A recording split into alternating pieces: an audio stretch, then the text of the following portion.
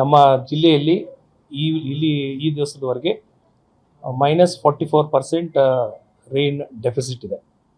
So ಆ ಹಿನ್ನೆಲೆಯಲ್ಲಿ ನಮ್ಮ ಸನ್ಮಾನ್ಯ ಮುಖ್ಯಮಂತ್ರಿಗಳು ಚಿತ್ರದುರ್ಗದಲ್ಲಿ ಸಂಡೇ ರವಿವಾರ ಒಂದು ಮೀಟಿಂಗ್ ಅಂತೂ ಸ್ಯಾಟರ್ಡೆ 25ಕ್ಕೆ ಒಂದು ಸಭೆಯನ್ನು ಕೂಡ ಮಾಡಿದರು. ಅಲ್ಲಿ ಬೆಂಗಳೂರು ವಿಭಾಗದ ಜಿಲ್ಲಾಧಿಕಾರಿಗಳು, ದೆನ್ CEO ಗಳು, SPs, ಆನಂತರ DF 4 ಜನರು, ಅದರೊಟ್ಟಿಗೆ ಎಲ್ಲ ಜನಪ್ರತಿನಿಧಿಗಳು, MLA ಆಗಿರ್ಬೋದು, MLC ಆಗಿರ್ಬೋದು, ಆನಂತರ MP ಆಗಿ ಎಲ್ಲರೂ ಕೂಡ ಅಲ್ಲಿ ಕರೆದು ಮಾಹಿತಿ ವಿನಿಮಯವನ್ನು ಮಾಡಿಕೊಂಡಿದ್ದಾರೆ.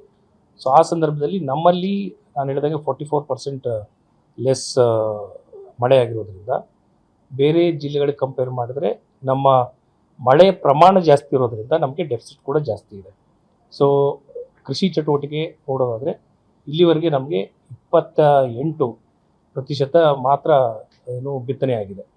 ಉಳಿದಂಥದ್ದು ಏನಾಗಿದೆ ಅಂತ ಹೇಳಿದ್ರೆ 2 ಮುಖ್ಯ ಬೆಳೆಗಳಿದೆ. ಒಂದು ಮೆಕ್ಕೆಜೋಳ, ಇನ್ನೊಂದು ಪ್ಯಾಡಿ, ಭತ್ತ.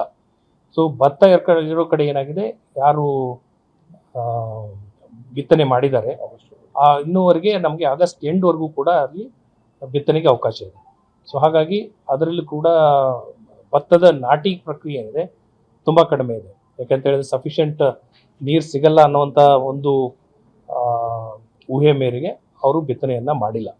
ಬಟ್ ಇನ್ನು ಮೇಲೆ ಕೂಡ ನಮಗೆ ಮಳೆ ಬಂದರೂ ನಮಗೆ ಒಂದು ಆಶಾವಾದ ಇದೆ ದಟ್ ಭತ್ತದ ಬಿತ್ತನೆ ಆಗ್ಬೋದು ಅಂತ ಹೇಳಿ. ಯಾಕೆಂದರೆ ಆಗಸ್ಟ್ ಎಂಡ್ವರೆಗೆ ಅದಕ್ಕೆ ಬಿತ್ತನೆಯ ಸೀಸನ್ ಇರೋದ್ರಿಂದ ಅದೊಂದಿದೆ. ಇನ್ನು ಎರಡನೇದು ಮೆಕ್ಕೆಜೋಳದ ವಿಷಯಕ್ಕೆ ಬಂದರೆ ಎಲ್ಲೆಲ್ಲಿ ಬಿತ್ತನೆ ಮಾಡಿದ್ದಾರೆ ಅದು ಸರಿಯಾಗಿ ಮೊಳಕೆ ಹೊಡೆದಿಲ್ಲ, ಅಥವಾ ಬಂದಿರತಕ್ಕಂಥ ಬೆಳೆ ಕೂಡ ಸರಿಯಾದ ಪ್ರಮಾಣದಲ್ಲಿ ಇಲ್ಲ. ಅಂದರೆ ಆರೋಗ್ಯಕರವಾಗಿ ಯಾವ ಮಟ್ಟದಲ್ಲಿ ಬೆಳೆ ಇರ್ತದೆ ಅಷ್ಟು ಮಟ್ಟಕ್ಕೆ ಇಲ್ಲ.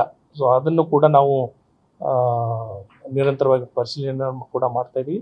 ಆನಂತರ ನಿನ್ನೆ ನಾನು ಶಿಕಾರಿಪುರ, ಆಮೇಲೆ ಶಿವಮೊಗ್ಗ ರೂರಲ್ ಪ್ಲೇಸಸ್ಸು ಮತ್ತು ಸೊರಬ ಇಲ್ಲೆಲ್ಲ ಕಡೆ ಕೂಡ ನಾನು ಕೂಡ ಪರಿಶೀಲನೆಯನ್ನು ಮಾಡಿದ್ದೀನಿ. ಸೊ ಈ ಹಿನ್ನೆಲೆಯಲ್ಲಿ ಇದೆರಡು ಬೆಳೆಗಳದ್ದು ಏನಿದೆ ನಮಗೆ ಸ್ವಲ್ಪ ಇಂಪ್ಯಾಕ್ಟ್ ಆಗೋ ರೀತಿಯ ಸಮಸ್ಯೆ ಉದ್ಭವ ಆಗ್ಬೋದು ಅಂತ ಅನಿಸ್ತಾ ಇದೆ. ಲಾಸ್ ಅಸೆಸ್ಮೆಂಟ್ ಈಗಲೇ ಮಾಡೋದಿಲ್ಲ. ಯಾಕೆಂತ ಹೇಳಿದ್ರೆ ಇನ್ನೂ ಒಂದು ಪ್ಯಾಡಿದು ನಮಗೆ ಏರಿಯಾ ಗೊತ್ತಾಗ್ಬೋದು ದಟ್ ಎಷ್ಟು ಸೋಯಿಂಗ್ ಆಗಿದೆ, ಎಷ್ಟು ಸೋಯಿಂಗ್ ಆಗಿಲ್ಲ ಅಂತ. ಬಟ್ ಲಾಸ್ ಅಸೆಸ್ಮೆಂಟ್ ಆ ನಂತರದಲ್ಲಿ ಮಾಡ್ತೀವಿ. ಇಲ್ಲಿ ಏನಂತ ಹೇಳಿದ್ರೆ ಒಂದು 60% ಆ್ಯಂಡ್ ಲೆಸ್, 60%ಗಿಂತ ಹೆಚ್ಚು ಕೊರತೆ ಇರತಕ್ಕಂಥ ಪ್ರದೇಶಗಳಲ್ಲಿ, ಆನಂತರ ನಿರಂತರವಾಗಿ 3 ವಾರಗಳ ಕಾಲ ಮಳೆ ಆಗದೆ ಇರತಕ್ಕಂಥ ಪ್ರದೇಶಗಳದ್ದು ಫಸ್ಟ್ ಲಿಸ್ಟ್ ಇರ್ತದೆ. ಸೊ ಆ ಪಟ್ಟಿಲಿ ನಾವಿಲ್ಲ, ಬಿಕಾಸ್ ನಮ್ಮದು -44 ಇದೆ. ಆನಂತರ ಅನ್ಫಾರ್ಚುನೇಟ್ಲಿ ಮಳೆ ಕಡಿಮೆ ಇದ್ರೂ ಕೂಡ ಏನಾಗ್ತಾ ಇದೆ, 1-2 ದಿವಸಕ್ಕೆ ಆದಮೇಲೆ ಮತ್ತೆ ಮಳೆ ಬರ್ತಾ ಇದೆ. ಪ್ರಮಾಣ ಜಾಸ್ತಿ ಇಲ್ದಿರ್ಬೋದು, ಆದರೆ ಡ್ರೈ ಸ್ಪೆಲ್ ಅಂತ ಏನು ಹೇಳ್ತೀವಿ, ಆ ಡ್ರೈ ಸ್ಪೆಲ್ ನಮ್ಮಲ್ಲಿ ಕಂಡು ಬರ್ತಾ ಇಲ್ಲ. 3 ವಾರ ಡ್ರೈ ಸ್ಪೆಲ್ ಆಯಿತು ಅಂತ ಹೇಳಿದ್ರೆ ಇಮಿಡಿಯೇಟ್ ಆಗಿ first category of drought prone area ಅಂತ ಹೇಳ್ತೀವಿ, ಅದರಲ್ಲಿ ನಾವು ಲಿಸ್ಟ್ ಮಾಡಬೇಕಾಗತ್ತೆ. ಆನಂತರ ಗ್ರೌಂಡ್ ಟ್ರೂತಿಂಗ್ ಮಾಡಬೇಕು. ಆನಂತರ ಕೇಂದ್ರದ ತಂಡಗಳೇನು ಬರ್ತವೆ ಅವ್ರಿಗೆ ಅದನ್ನ ಪ್ರದೇಶಗಳನ್ನು ತೋರಿಸ್ಬೇಕಾದಂಥ ಪ್ರಕ್ರಿಯೆ ಇದೆ. ಸೊ ಈಗಿನ ಪ್ಯಾರಾಮೀಟರ್ ಪ್ರಕಾರ ನಾವು ಅದರಲ್ಲಿ ಬರ್ತಾ ಇಲ್ಲ. ಸೊ ಮುಂದೆ ಏನು ಮಳೆ ಪ್ರಮಾಣ ಇದೆ ಅದನ್ನು ನೋಡಿಕೊಂಡು, ಅಥವಾ ರಾಜ್ಯ ಸರ್ಕಾರ ಇನ್ನೂ ಹೆಚ್ಚಿನ ನಿರ್ದೇಶನಗಳನ್ನು ಕೊಟ್ಟು ಇಲ್ಲಿಯ ಪ್ರದೇಶಗಳಿಗೂ ಕೂಡ ಕೇಂದ್ರದ ತಂಡ ವಿಸಿಟ್ ಮಾಡಬೇಕು ಅನ್ನೋಂಥ ನಿರ್ದೇಶನ ಅಥವಾ ರಿಕ್ವೆಸ್ಟ್ ಏನಾದ್ರು ಬಂತು ಅಂತ ಹೇಳಿದ್ರೆ ಅದನ್ನು ಕೂಡ ಮಾಡೋದಕ್ಕೆ ನಾವು ಈಗ ನಮ್ಮಲ್ಲಿ ರಸಗೊಬ್ಬರದ ಬೇಡಿಕೆ ಏನಿತ್ತು, ಆನಂತರ ದಾಸ್ತಾನು ಏನಿದೆ, ಆನಂತರ ಸೇಲ್ ಎಷ್ಟಾಗಿದೆ, ಅದರ ಪೊಸಿಷನಲ್ಲಿ ನಾವು ಕಂಫರ್ಟಬಲ್ ಆಗಿದ್ದೀವಿ.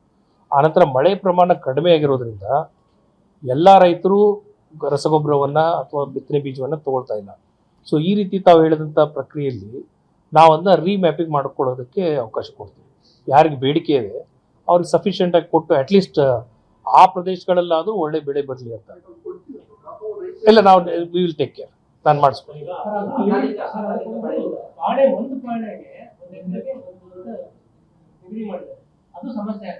ಅಲ್ಲ, ಕರೆಕ್ಟ್ ತಾವು ಹೇಳ್ತಾ ಇರೋದು. ಬಟ್ ನಾನು ಅದಕ್ಕೆ ಹೇಳ್ತಾ ಇರೋದು, ಕೆಲವರು ಬಿತ್ತನೆಯೇ ಮಾಡಲಿಲ್ಲ. ಸೊ ಹಾಗಾಗಿ ಅವ್ರ ಕೋಟ ಬಾಕಿ ಇರ್ತದಲ್ಲ. ಸೊ ಅದು ಐ ಜಸ್ಟ್ ಚೆಕ್ ನನ್ನ ಹತ್ತದಲ್ಲಿ ಆಗ್ತದೆ, ಅಥವಾ ರಾಜ್ಯ ಮಟ್ಟದಲ್ಲಿ ಅದಕ್ಕೆ ಅಪ್ರೂವಲ್ ಬೇಕಾದರೆ ಅಲ್ಲಿಂದ ತೆಗೆದುಕೊಂಡು ನಾವು ಕೊಡ್ತೀವಿ, ಇಮಿಡಿಯೇಟಾಗಿ ಮಾಡ್ತೀವಿ.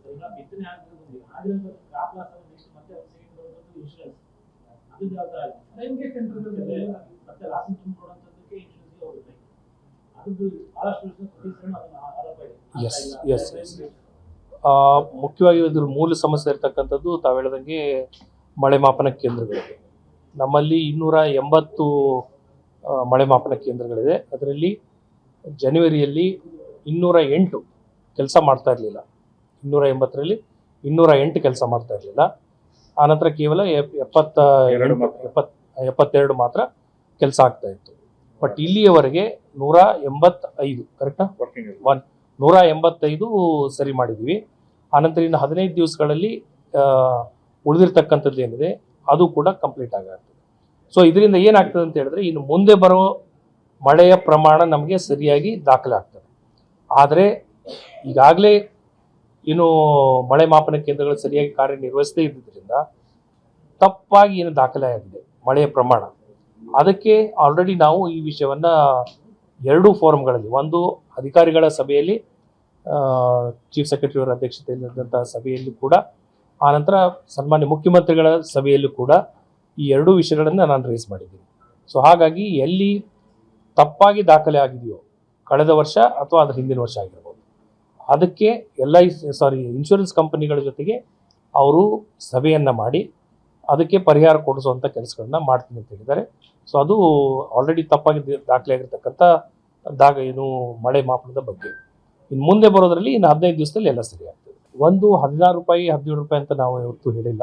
ಮೊದಲೇದ್ದು ಒಂದು 33%ಗಿಂತ ಹೆಚ್ಚು ಹಾನಿಯಾದರೆ ಅಂಥ ಪ್ರದೇಶಗಳಲ್ಲಿ 1 ಹೆಕ್ಟರ್ಗೆ 22,500 ರೂಪಾಯಿ ಅಂತ ನಮ್ಮದು ಡಿಸಾಸ್ಟರ್ ಮ್ಯಾನೇಜ್ಮೆಂಟ್ ನಾರ್ಮ್ಸ್ ಪ್ರಕಾರ ಇರ್ತಕ್ಕಂತಹ ಪರಿಹಾರ. ಸೊ ಅದನ್ನು ನಾವು ಕೊಡೋದಕ್ಕೆ ಏನು ಡೇಟಾ ಎಂಟ್ರಿ ಆಗಿದೆ, ಅದು ಪರಿಹಾರ ರಿಲೀಸ್ ಆದ ತಕ್ಷಣ ಅವ್ರಿಗೆ ನೇರವಾಗಿ DBT ಮೂಲಕ ಅವ್ರಿಗೆ ಸೇರ್ತದೆ. ಇದು ಎಲ್ಲ ಏನು ಜನಪ್ರತಿನಿಧಿಗಳಾಗಿರ್ಬೋದು, ರೈತ ಮುಖಂಡರಾಗಿರ್ಬೋದು, ಸಾರ್ವಜನಿಕರು ಎಲ್ಲರೂ ಕೂಡ ಈ ಒಂದು ಪರಿಹಾರ ಏನಿದೆ ಅದು ತುಂಬ ಕಡಿಮೆ ಇದೆ ಅಂತ ನಮ್ಮ ಗಮನಕ್ಕೆ ಆಲ್ರೆಡಿ ತಂದಿದ್ದಾರೆ. ಅದಕ್ಕೆ ಸ್ಪೆಷಲ್ ಪ್ಯಾಕೇಜ್ ಬೇಕು ಅಂತ ಮನವಿಯನ್ನು ಕೊಟ್ಟಿದ್ದಾರೆ. ಆ ಮನವಿನ ನಾವು ರಾಜ್ಯ ಸರ್ಕಾರಕ್ಕೆ ಕಳಿಸಿದ್ದೀವಿ. ಅಲ್ಲಿ ಅದು ಇನ್ನೂ ಪರಿಶೀಲನೆ ಹಂತದಲ್ಲಿದೆ. ಅಲ್ಲಿ ಏನಾದರೂ ಅದಕ್ಕೆ ಮಾನ್ಯತೆ ಕೊಟ್ಟು ವಿಶೇಷ ಪ್ಯಾಕೇಜ್ ಏನಾದ್ರು ಕೊಟ್ಟರು ಅಂತ ಹೇಳಿದ್ರೆ ಅದಕ್ಕೆ ಹೆಚ್ಚುವರಿ ಪರಿಹಾರವನ್ನು ಕೊಡುವಂಥ ಕೆಲಸವನ್ನು ಮಾಡ್ತಾರೆ. ಯಾರ್ಯಾರ್ದು ಏಪ್ರಿಲ್ ಮತ್ತು ಮೇಯಲ್ಲಿ 2 ಇನ್ಸ್ಟೆನ್ಸಲ್ಲಿ ಏನು ಮಳೆ ಆಗಿದೆ ಅದು ಮನೆಯದ್ದು ಎಲ್ಲರಿಗೂ ಪರಿಹಾರ ಕೊಟ್ಟಾಗಿದೆ. ಬೆಳೆದು ನಾವು ಫಸ್ಟ್ ಏಪ್ರಿಲ್ದು ಡೇಟಾ ಎಂಟ್ರಿ ಮಾಡಿದ್ದೀವಿ. ಆನಂತರ DBT ಪುಷ್ ಆಗಿದೆ. ಅಲ್ಲಿಂದ ಅಪ್ರೂವ್ ಆಗಿ ಪ್ರಾಬಬ್ಲಿ 1 ವಾರದಲ್ಲಿ ಆಗ್ಬೋದು ಅಂತ ಅಂದ್ಕೊಂಡಿದ್ದೀವಿ. ಆನಂತರ ಎರಡನೇದೇನಿದೆ, 2ನೇ ಸ್ಪೆಲ್ ಮೇಯಲ್ಲಿ ಆಗಿರ್ತಕ್ಕಂಥದ್ದಕ್ಕೆ ಅದನ್ನಿನ್ನೂ ಪೋರ್ಟಲನ್ನು ಓಪನ್ ಮಾಡಿಕೊಟ್ಟಿಲ್ಲ. ಅವರು ಓಪನ್ ಮಾಡಿ ಕೊಟ್ಟ ತಕ್ಷಣ ಇಮಿಡಿಯೇಟ್ ಆಗಿ ಮಾಹಿತಿಯನ್ನು ನಾವು ದಾಖಲಿಸ್ತೀವಿ. ದೆನ್ ಅದನ್ನು ಅಪ್ರೂವ್ ಮಾಡಿ ಕೊಡಿಸುವಂಥ ಕೆಲಸ.